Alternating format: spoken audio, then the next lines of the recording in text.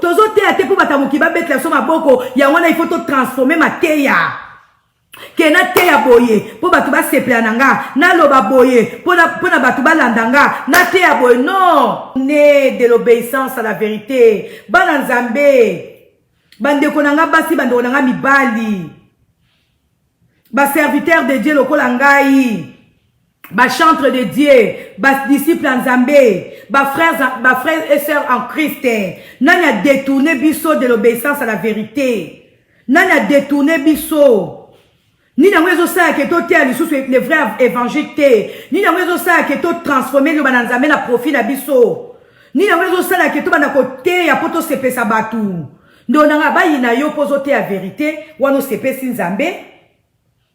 Alléluia. Tout est à ma propre opinion na bisoté. Tout est à ma propre ressentiment na bisoté. Tout est à ma propre observation na bisoté. Mais tout est à ma kamolimo santo azo na bisoté ya. Oh molimo santo a découvrir na quatre église. Oh molimo santo a découvrir na quatre bana na ye.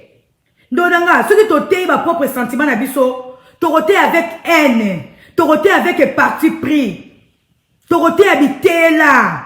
Toroté à makamou ya keto ya mitema na biso. Toroté avec jalousie. Toroté avec haine. Ce qui totei makamou o ezo uta na ma propre opinion na biso.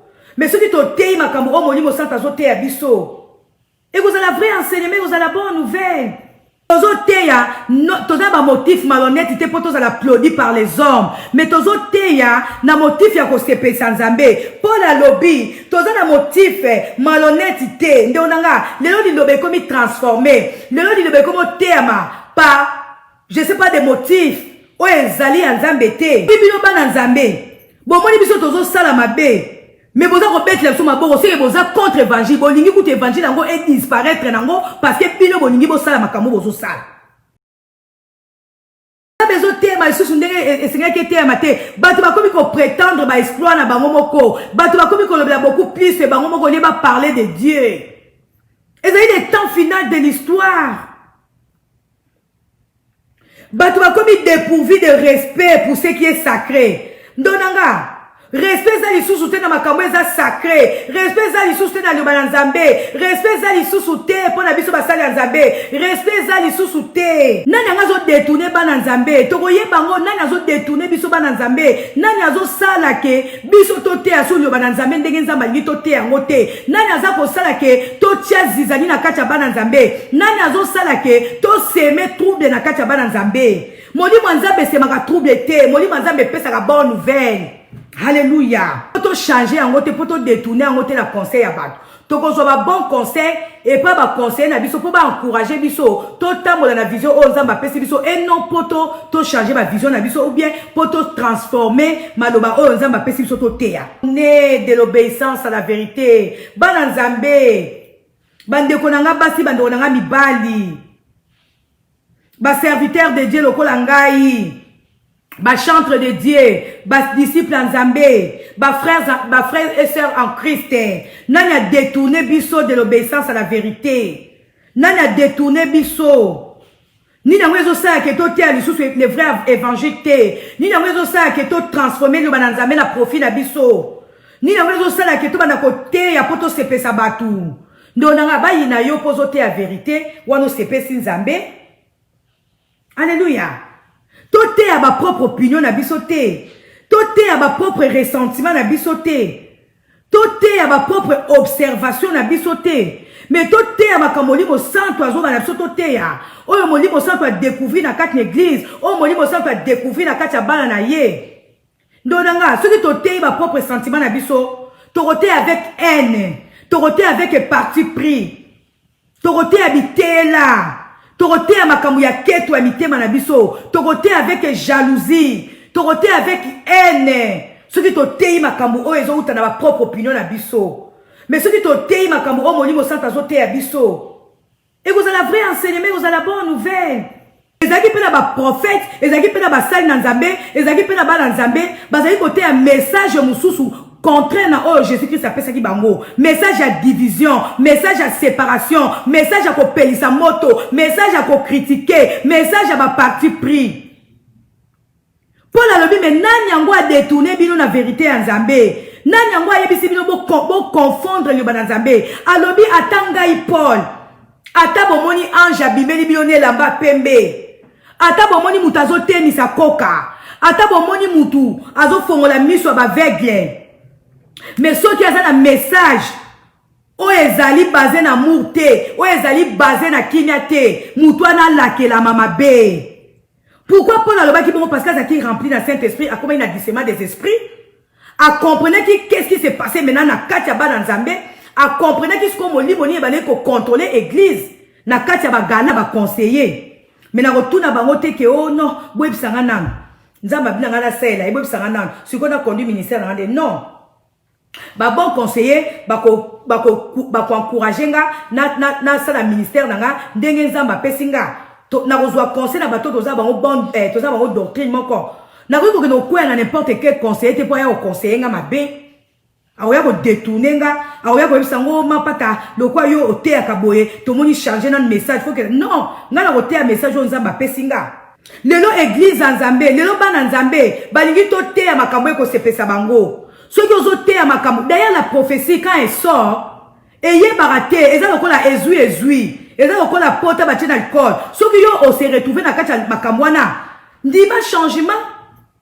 Mais quand on batte, quand on batte, quand on batte, quand on batte, tel. L'île Maza est un réseau bima. Na moutou azote, en oiseau soit par naye. Ngaï moropé nazo soit par nanga. Ngaï moropé moli manza meza pour interpeller na malobaron azote ya bino awa. Des fois, la cause préparer ma terre nanga. Na commis d'inspiration au nzamba pesinga. Mais tant on y a liboso na bino. Moi, je dis, je continue toujours à faire inspiration. Il y a souvent, je me retrouve avec inspiration. Oh, peut-être na check na note na raté, mais moussou ces autres bimenanga sur place. Dès mon livre, alors des fois, je me tourne au stade, maman, il est le boye. Gaïpe dans son part, nanga.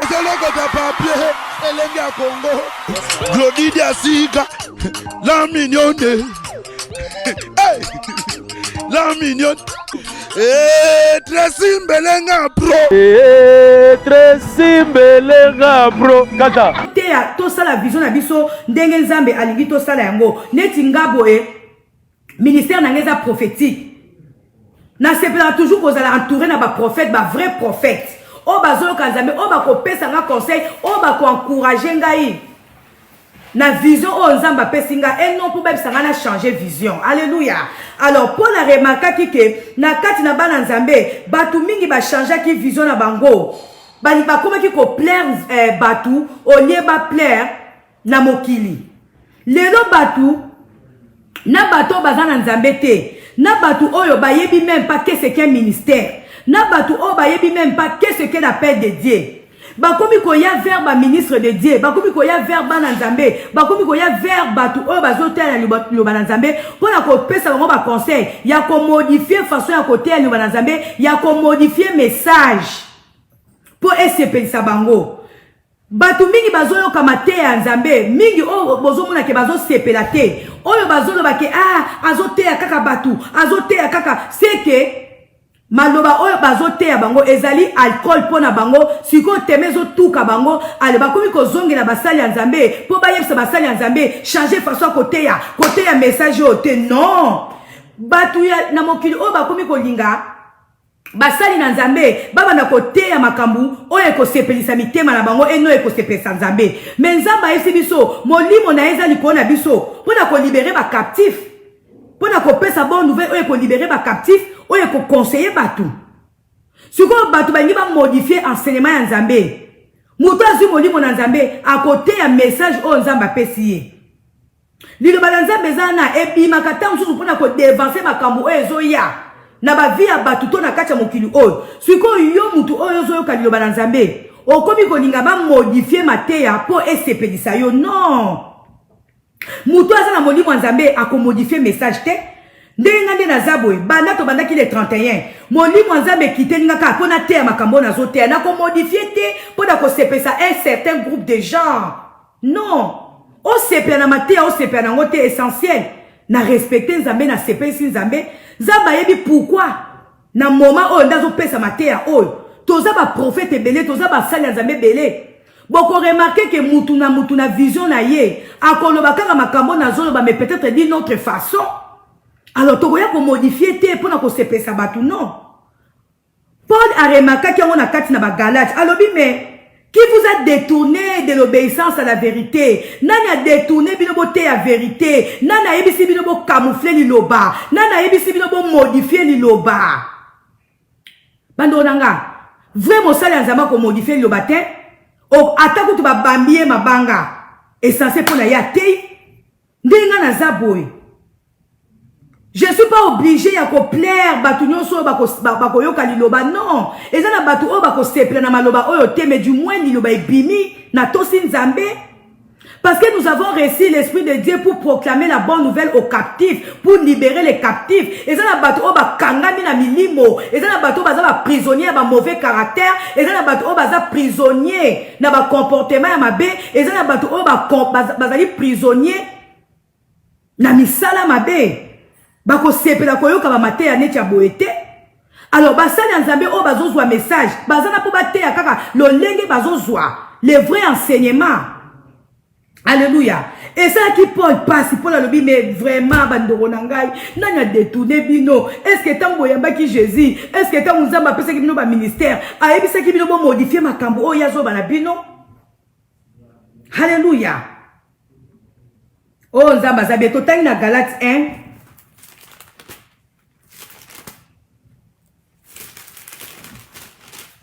Na Galates 1, verset 6 à 24. Oyo penza eza moulayi, mais torozwaka ba verset moko clé. Torobandango na 6. Galates 1, verset 6. Bible si biso.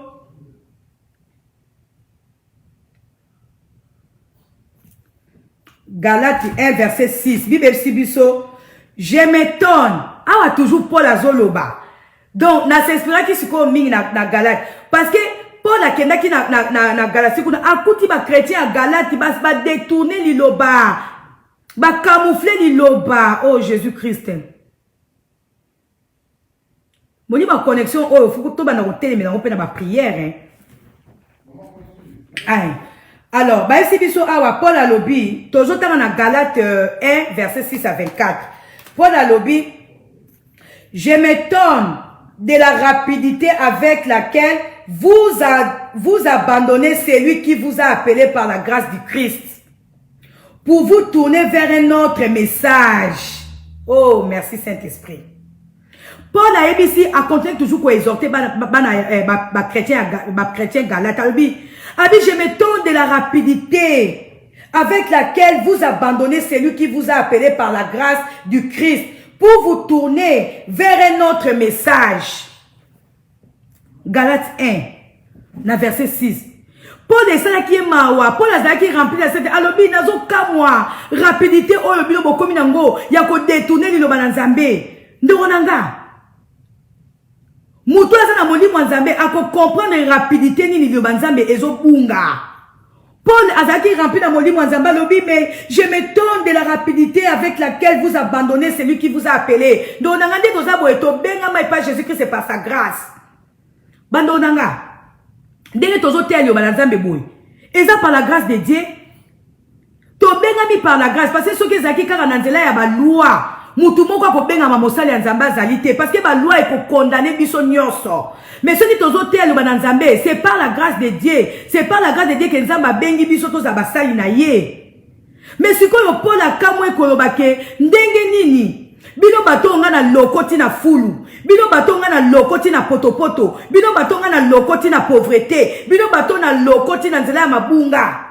Na tcheka même olimo nanga likona bino menazo kamwa. Ndenge ni bokomi ko déformer liloba nanga. Ndenge bokomi ko sala musala nzambe lo ndenge nga na pesa ki bino ko sala yango te. Paul azaki ko kamwa ndenge nanga. Nous sommes appelés les ministres de Dieu par la grâce. Yawande sko Paul abandaki ko rappeler ba Galata bi mais nazo kamwa rapidité obo komi nango ya ko bungisa liloba na nzambe. Nazo kamwa rapidité obo komi nango ya ko transformer liloba na nzambe. Ndenge nanga. Soki ezaki kaka parce que mibeko ezala pona ko condamner biso. Ba loi est condamnaka biso. Mais nous avons reçu Jésus-Christ et tokomi ba serviteur de Dieu par la grâce. Ndonanga. Ata basali ya nzambe noso bazoteya na nguya lelo. Ata basali ya nzambe oyo bakomi na renommé lelo. Ata basali ya nzambe oyo bazo remplir je sais pas ba stadium bazo sa ba miracle. Ils ont la propre zèle, ils ont la propre force, c'est par la grâce de Dieu. Parce que ceux qui ezaki quand tous à la juger na mibeko, mutako benga mamosa ya nzamba zate, mutako benga mwana nzamba zalite. Mais nzamba justifie biso par sa grâce, ya moto zote ya liloba na nzambe. Paul yemoko amitala ki alobi nga nazalaki assassin munene. Ngai na détruire église en nzambe. Ngai na boma ki église. Mais nazo loba lelo en langue, c'est par la grâce de Dieu. Nazo découvrir milimo ba pito na katia batu, c'est par la grâce de Dieu. Siko esala ki e pasi komona ba ningane basali na nzambe, komona ba na nzambe. Oyo bango pe bazaki appelé par la grâce de Dieu ba bungi. Alobi awa. Non, il n'en existe pas d'autres. Mais il y a des gens qui sèment les troubles parmi vous et qui veulent renverser les messages du Christ. Paul a terminé qui va Galate. Alobi, comme s'il pouvait y avoir un autre message. Alobi, beaucoup de déformer l'Iloba Nzambe comme s'il y avait un autre message. Paul a faire remarquer, alobi, de toute façon, message moussou ezate. Et ça un message moko autozu pas Jésus-Christ, ya bolingo. Et ça un message moko autozu pas Jésus-Christ, ya kimia. Mais alors on a remarqué, et ça ka batunde bazako semer trouble na kati na bino. Paul alobi, il y en a pas d'autres. Alobi non. Comme s'il pouvait y avoir un autre message. Paul a terminé qui galate pour le non.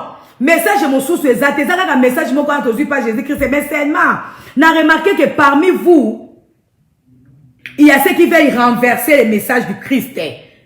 Paul est ça qui est pas ce qu'on a que na katia ba chrétien, na katia ba sali nzambe, eza na batu oyo bazaki na molimo ya mabe ya ko renverser message.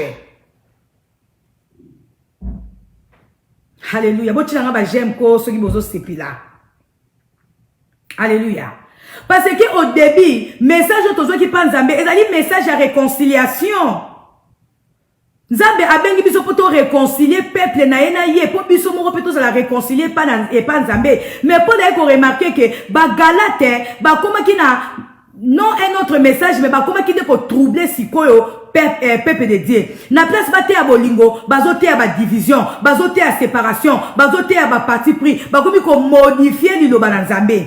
Alors j'ai remarqué parmi vous il y a ceux-là qui sont animés d'un mauvais esprit, il y a ko renverser liloba na nzambe. Alléluia. Alobi awa et du ciel. Alobi eh bien, si quelqu'un, même nous, même un ange du ciel, vous annoncez un message différent de celui que nous vous avons annoncé, qu'il soit maudit. Alléluia. Paul a mis longo la quitté. Mais du fait qu'il remplit dans mon Nzambe, alobi. Ceux qui attendent au moni ange, ceux qui attendent au moni muto asaka ba miracle, ceux qui attendent au moni muto alo bakabalangi koleka batunyonso, ceux qui au moni attendent muto azo tenisa bakoka, mais akomi côté abino message contraire na autre soit que pas Jésus-Christ. Azala maudit. Parce que Paul a remarqué qui na kati na bango, ezaki pe na ba prophète, ezaki pe na ba sali na nzambe, ezaki pe na ba na nzambe, bazali côté un message mususu contraire na oh Jésus-Christ appelle ça qui bango, message à division, message à séparation, message à ko pelisa moto, message à ko critiquer, message à ba parti pris. Paul a dit mais nani yango a détourné bino na vérité en Nzambe. Nani yango a yebisi bino bo confondre le ba Nzambe. Alobi atangai Paul. Ata bomoni ange abimeli bino ne lamba pembe. Ata bomoni mutu azo tenisa koka. Ata bomoni mutu azo fongola miso ba aveugle. Mais ceux qui ont un message, o ezali basé na amour te, o ezali basé na kimia te, mutua na lake la mama be. Pourquoi Paul a le baki bon parce qu'il remplit dans Saint-Esprit, a comment il a discernement des esprits, a comprenez qu'est-ce qui s'est passé maintenant na katia ba dans Nzambe, a comprenez qu'est-ce qu'on moli boni ba ko contrôler église na katia ba Galate. Alléluia. Mais yé azaki na criminel. Azaki na ye destructeur ya église. Azaki na ye mobomi. Alinga ki kutute komona batu batanga komba Jésus-Christ de Nazareth. Mais na grâce ya Nzambe abenga maki. Pona ko réconcilier peuple Nzambe, azalaki encore na onction wana akomaki azalaki na discernement nde onanga yo oza mosala nzambe yo oza mwana nzambe balobi awa l'esprit de l'éternel m'a oint molimo na nzambe ezaka likolo basali ya nzambe te yo oza mwana nzambe yo oza disciple de Dieu okoki kozala pe saisi na molimo ya nzambe pour comprendre ce qui se passe dans le monde pour comprendre ce qui se passe dans l'église. Et puis, ça va repasser yo parole na ye bonne nouvelle na ye pour ramener ba o baza perdu. Alléluia. Paul a lobby. Oh, merci Seigneur. Alléluia. Paul a comme qui na rage. Paul a se montré qui criait dans ma caméra bande pour l'église. A lobby. Oh, nani yango a détourné bino. Nani azo détourner bana nzambe toko yebango nani azo détourner biso bana nzambe nani azo sala ke biso to te aso yo bana nzambe ndenge nzamba ngi to te yango te nani aza ko sala ke to tia zizani na kacha bana nzambe nani azo sala ke to seme trouble na kacha bana nzambe molimo nzambe semaka trouble te molimo nzambe pesa ka bonne nouvelle. Alléluia. Na verset 13 ba efsibisoni. En tout cas, passage où Eza Moulaï, mais n'a pas verset clé. Na 13 babi na biso. Oh, merci Seigneur. Vous avez entendu parler de ma conduite passée à l'époque où j'ai milité dans le judaïsme. Vous savez à quel fanatisme j'ai persécuté l'église de Dieu dans le but de la détruire. Ma bé à Paul, ebane ko rendre criel, ebane ko séparer d'ailleurs, yango ebane ko rappeler chaque fois. Azota isa batalobi. Boyoka conduite nanga. Boyoka ndenge nazaki ko persécuter église. Boyeba ndenge nazaki na fanatisme ya ko persécuter église de Dieu. Na bit ya ko détruire yango. Boyeba ki ndenge nazaki na pratique à judaïsme. Ndenge ni na bane ko kende plus loin. Ko pratiquer makamabé de ma génération et j'étais bien plus zélé que pour les traditions. Alléluia. Que j'avais reçu de mes ancêtres. Paul a lobby, boyebi de passer nanga. Nazaki na zen, ya pratique, ya tradition, ya bakoko nanga. Donc Paul azaki mutami beko, Paul a kangama ki na bokoko, Paul a kangama ki na mibeko ba judaïsme, ce qui est judaïsme. Mais azon reconnaître que par la grâce de Dieu, a comment qui libéré, a comment qui ce qu'on a liberté moko boye. Yanga bane ko rappeler banga bi mais pourquoi bozo bunga? Ngai kutu na uti koza na criminel, ngai kutu na zaki assassin, ngai kutu na zaki ko boma église. Mais molimo na nzambe siko ezali ko na ngai pona ko réconcilier peuple de Dieu.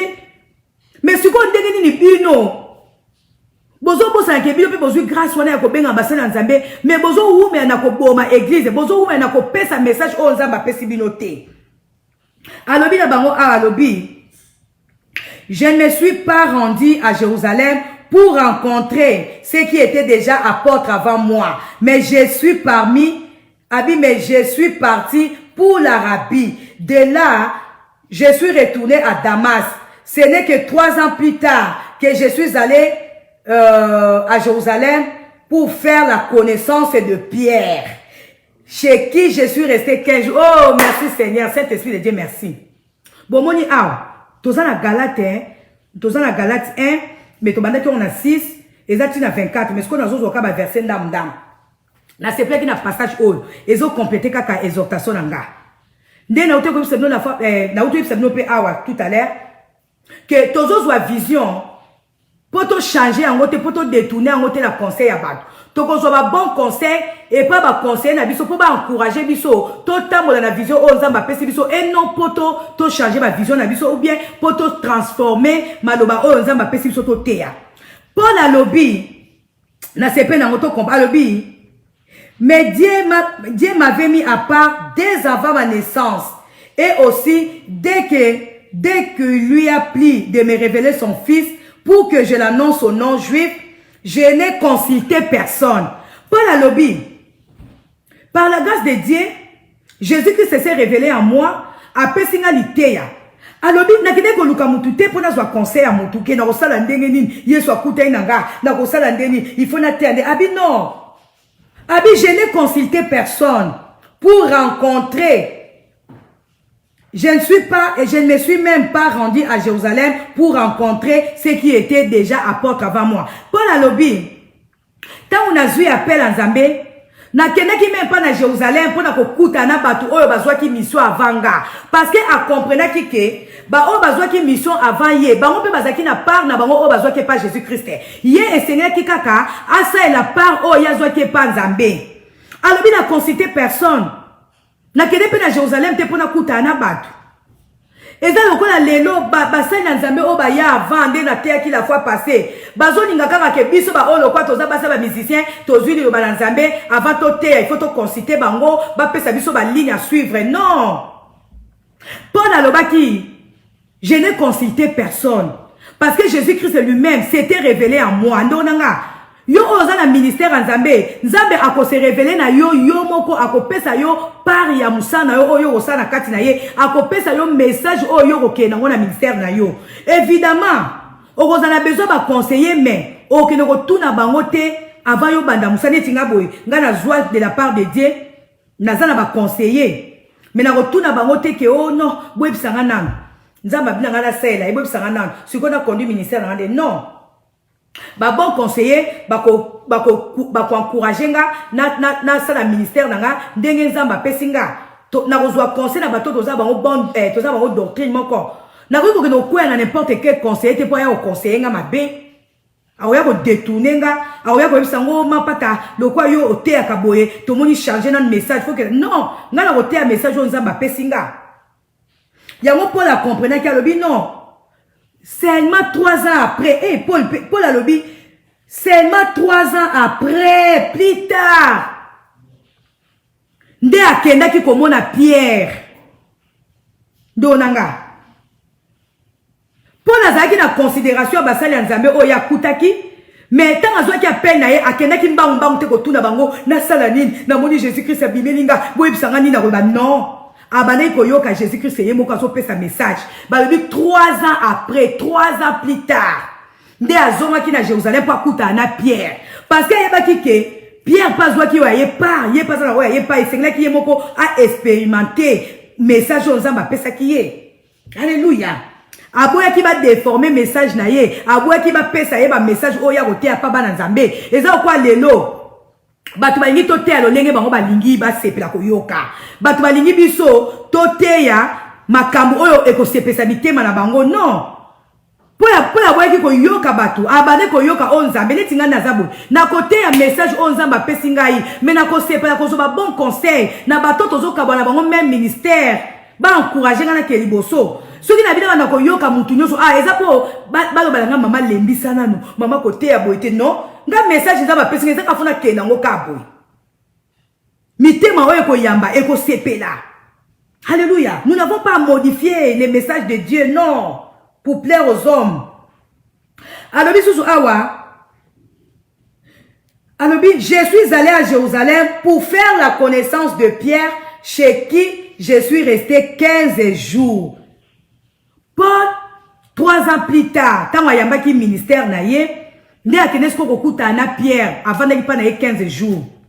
Ezande monanga basala Nzambe pe mususu pe ete basala yango oyo baza koyoka pena Nzambe tant ozui ministère na yo eza petit na moi lelo Nzambe azo continuer ko se révéler pas batu ndonanga tant Nzambe aza ko se révéler na yo yo kana Nzambe yo moko message nini apesi yo exploiter message on Nzambe apesi yo koki mambangu to kino kuta na ba conseiller ba koya ko détourner yo parce que oyo zui eza o bango bazui te.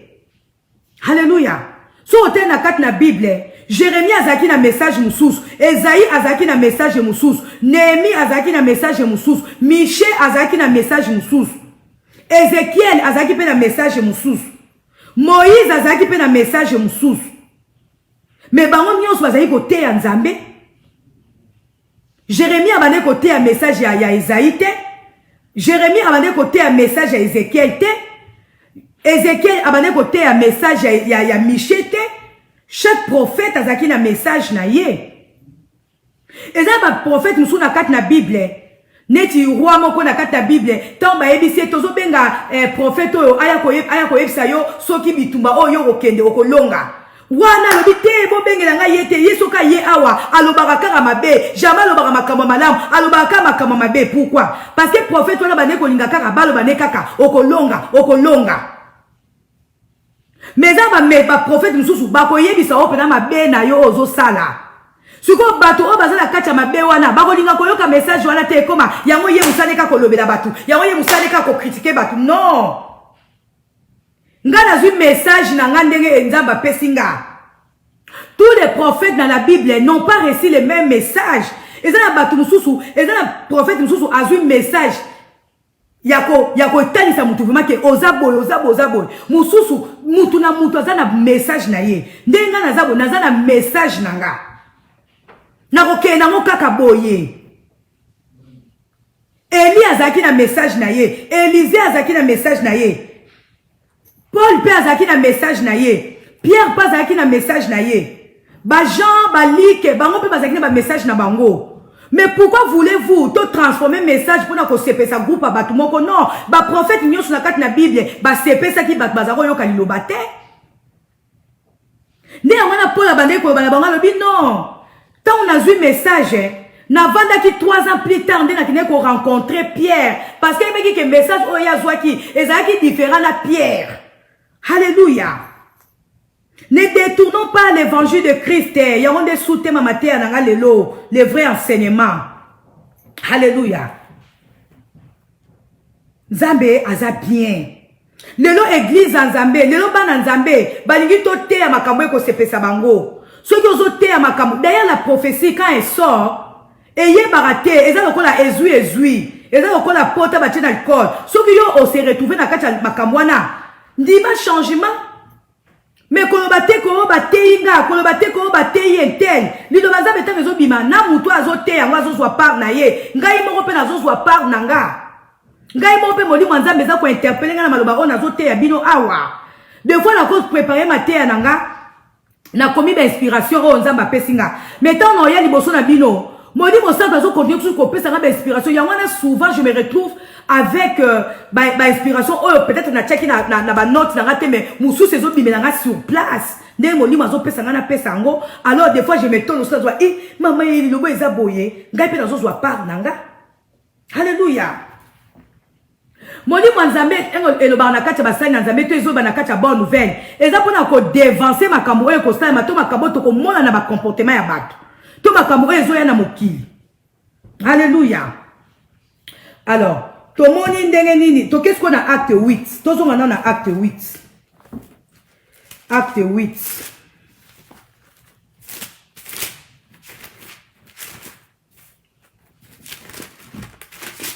tozo na acte 8 verset 3 Bible sibiso mutakomaki acte ezali like mutakomaka acte je pense. Awa acte 8 verset 3 Bible sibiso. Quant à Saoul, il cherchait à détruire l'église, allant de maison en maison pour en arracher les croyants, hommes et femmes, et les jeter en prison. Donc, awa tozomona, ndengenini, li kabane ko rappeler les passés à Saoul. Ndengabane ko boma batu. Donc, bas pas passer à Paul, ezaki tema mabeke, ezaki tema pénible que même yemoko, abane komi tout na mais comment est-ce que nazwi ngolu e pa nzambe ya kote ali bana nzambe comment est-ce que nazwi ngolu ya nzambe ya ko servir nzambe puissamment ndonanga soki dépendait kana mabe na yo okoza serviteur de Dieu to koza servant de Dieu te soki dépendait kana na mibeko e kondanaka batu toko benga basali ya nzambe te yango ye moko pola bane ko kamwa bi ndeni nga nazwi grâce ya kote ali bana nzambe ndeni nga nazwi grâce ya ko découvrir milimo ba piton na kati ya batu ndeni nazwi grâce ya ko comprendre que beaucoup na kati ya bana nzambe baza susu na nzela ya nzambe te ezali grâce pour la zwaki mais yemo azaki na le passé ya mabe ezali ni na nzela ya molimo na nzambe oyo ekitelaki ye. Alléluia. Tozokoba toujours na mateya na biso ezenge toyeba ke nzambe na biso akoki ko transformer persécuteur, a commissaire disciple, a commissaire prédicateur. Mais yo ozwi ngolu wana respecter enseignement o nzamba pesa ki yo. Nzamba akoki ko transformer un impudique. Nanzela ya bonne nouvelle a changé. Nzamba akoki ko transformer un voleur a komi kimia donc liloba nzamba ezana pona ko transformer biso et non pona ko maintenir biso kana ba statut ya kala. Alléluia. Mais yo oyo oza concerné na ba caractère mabe. Tant ba teyo, ko ba teke ba boîte linga jeton, ko ba teke ba teingai, comprendre donc que ça bonne nouvelle peut corriger yo. Alléluia. Oh, nzambe ça bien. Tozonga na nukaka na Galate 5 wana o tozalaki nango. Na Galate 5 na sepe na version wana makasi. Na Galate 5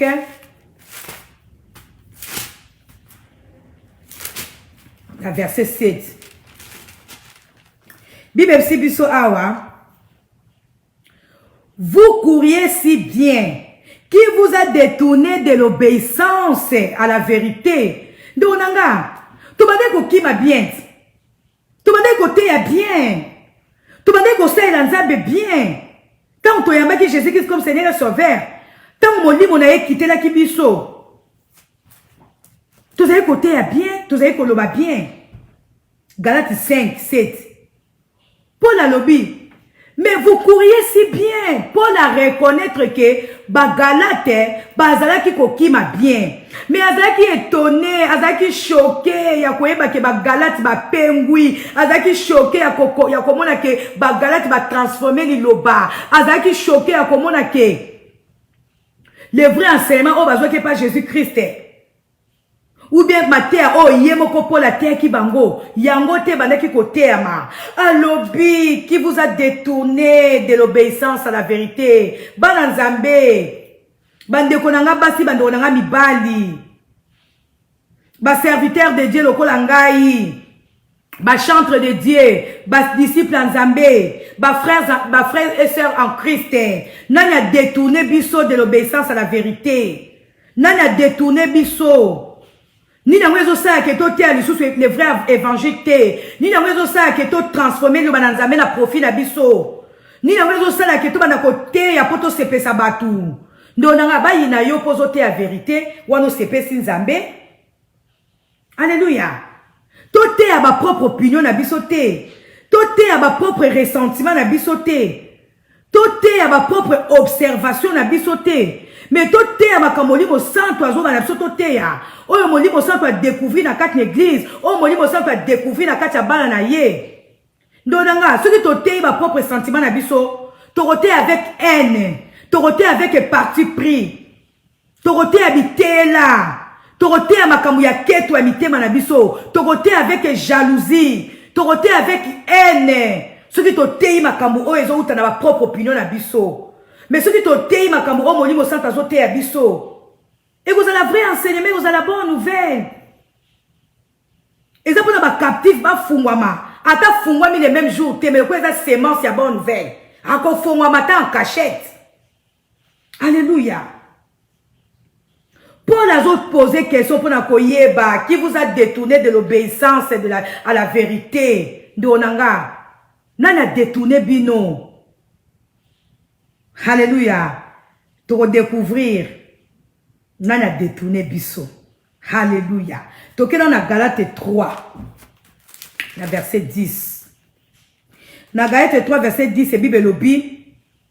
En effet, ce qui compte, si leur obéissance à la loi tombe sous le coup de la malédiction, car il est écrit, maudit soit l'homme qui n'obéit pas continuellement à tout ce qui est écrit dans les livres de la loi. Donanga. Toza sauvé par la grâce de Dieu. Toza libéré par la grâce de Dieu. Pour la lobby, bato o baza ko obéir na mibeko, bato baza ko obéir na ba loi, na ba tradition. Bako kwe sous le coup. Ya malédiction ya mibeko. Mibeko ko condamné yo. Yo mwana nzambe. Il ne faut plus autant sa ministère na selon la loi, sinon mibeko oh yozo kuta nango. Balobi tambu sa ministère na selon la grâce de Dieu que tu as reçu. Parce que ceux qui ont été ya lino banzambe na mibeko na ba tradition na ba opinion na yo okozala tomber sous le coup de la malédiction. Alléluia. Mais tout est selon la grâce que nous avons reçue de Dieu. Tout est selon que Nzambe azo pesa so tout est ya. Donanga. Moutou a bimi li banda ya grâce. Abana kote selon ba tradition, abana kote selon ba loi. Ba loi naka yamwe ko condamner yo. Ba loi naka yamwe ko kweisa yo. Parce que o bimi na chemin de la grâce de Dieu. Alléluia. Oh, Nzamba zamalam. Mutu nyonso oza ko se détourner de l'évangile de Christ. Et Seigneur no yeba okozala condamné okokweya yo moko na malédiction. Pourquoi? Parce que ozotea lisusu ndenge nzamba lingo tea te. Ozotea selon opinion na yo, ozotea selon observation na yo, na place otea selon observation ya Saint-Esprit na kati na bana nzambe. Alléluia. Paul, dès tozoloba awa na Galates 5:7, Paul a remarqué que ba chrétien ba se détourna qui, ba chrétien ba se transforma qui. Ba chrétien ba qui transformé vers un autre, je sais pas, évangile de Dieu. Alléluia. Paul a remarqué que ba Galates ba comment qui séduit. Ba Galates bazaki sous côté bananzambete, ba Galates ba comment qui séduit par des faux docteurs, par des faux prophètes, par des faux je sais pas quoi. Ba comment il luka justice. Ya bango moko. Paul a remarqué qu'ango alobi na détourné milieu de l'obéissance à la vérité. Alobi ba Galates ba comment qui transporter à un autre évangile par des faux docteurs, par des faux prophètes. O bazali ko luka ko se justifier bango moko, bazali ko luka justice na bango moko. Na ba œuvre ya mibeko, na olie bazala justifier na ba œuvre ya mibeko ya grâce ya Nzambe. Alléluia. Ba na ngabo bisanga yi soki to komi na erni parce que jusque là na komika na katikati ya mateya na ngati. Alléluia. Toke otanga na 1 Thessaloniciens 2.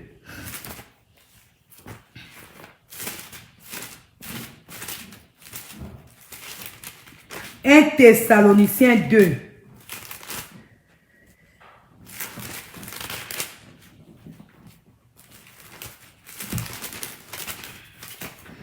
Thessaloniciens 2, verset 3 à 6. Bible Sibiso. En effet, si nous invitons les hommes à croire, ce n'est pas parce que nous serions dans l'erreur ou que nous aurions des motifs malhonnêtes ou que nous voulions les tromper. Non, c'est parce que Dieu nous a jugés dignes d'être chargés de la proclamation de l'évangile. Et nous l'annonçons pour plaire non aux hommes, mais à Dieu qui juge nos cœurs. Jamais, vous le savez, nous n'avons eu recours à des discours flatteurs. Jamais nous n'avons tenté de vous exploiter sous je sais pas, sous les couverts de bonnes paroles. Dieu en est témoin. Nous n'avons jamais cherché à être applaudis par les hommes, pas plus par vous que par d'autres. Alors, même qu'en tant qu'apôtres du Christ, nous n'aurions pu vous imposer notre autorité. Alléluia. Alléluia. Donc, nous avons 1 Thessaloniciens 2, verset 3 à 6. Dans ce passage haut. Paul a lobby. En effet, si nous invitons les hommes à croire, ce n'est pas parce que nous serions dans l'erreur. Donc, dès que nous sommes aboués, nous sommes en erreur. Nous sommes alors, ce n'est pas parce que nous serions dans l'erreur ou que nous aurions des motifs malhonnêtes ou que nous voulons les tromper. Non. Nous sommes un motif malhonnête. Bien pour pesa ngambongo, to pour sala soki nini bibo bete na maboko. Non. Tozoteya, toza motif malhonnête pour tous applaudi par les hommes. Mais tozoteya na motif ya ko sepe sanzambe. Paul a lobby, toza na motif malhonnête te. Ndonanga, lelo di lobe komi transformé. Lelo di lobe komo tema par je sais pas des motifs. O ezali anzambe te. Non, c'est parce que Dieu nous a jugés dignes d'être chargés de la proclamation. Batusu bazali ko mona ke Paul azaki digne à côté ba nzambe te. Neti nga pene na zabwe batusu azomona ke naza digne à côté ba nzambe te. Mais nzamba trouvé que naza digne ya ko proclamer évangile na ye. Alobi Dieu nous a jugés dignes d'être chargés de la proclamation de l'évangile et nous l'annonçons pour plaire non aux hommes mais à Dieu qui juge nos cœurs. Ndonanga. Dès tozote aboye, tozote ate poto se pesa batu.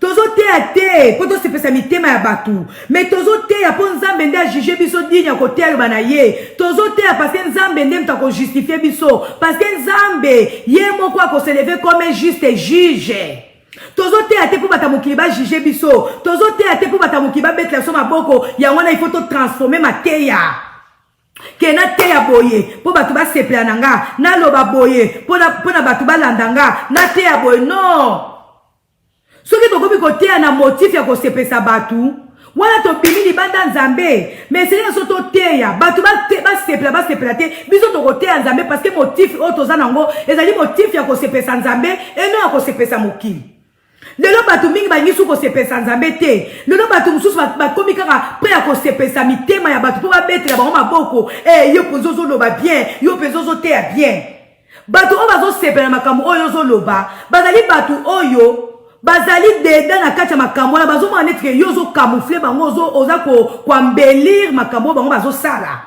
me mwana nzambe oyo azoyoka liloba na nzambe oyo ezotouche ye akosepela na yo te soki ozoteya verite lelo évangile ekomi kokena angle moko boye lelo mokili elingi toteya makambo ekosepesa batu ndonanga boko remarquer que là où on prêche la vérité il n'y a pas assez de chrétiens il n'y a pas assez de gens et si la mosala nzambe azoteya batu vérité bakozala aplodi te okote kutu batu bakoyina ye bakoba yango ye azolakisa nini yalinga teya biso nini yalinga teya biso nini nde Paul akutanaki nango lelo bana nzambe bakomi détourner na vérité ya nzambe balobi te soki nakomi koteya boye nakoperdre bandimi soki nateyi boye nakozwa susu baofrande te soki nateyi boye nakozwa susu dimi te tika naloba na bango makambo ezosepesa mitema na bango ndonanga Bible bina biso l'esprit de l'Éternel eza likolo na biso mpona koproclamer la bonne nouvelle na bakaptif ndonanga yo molimo oyo ozwi ezengeli mpo oteya batu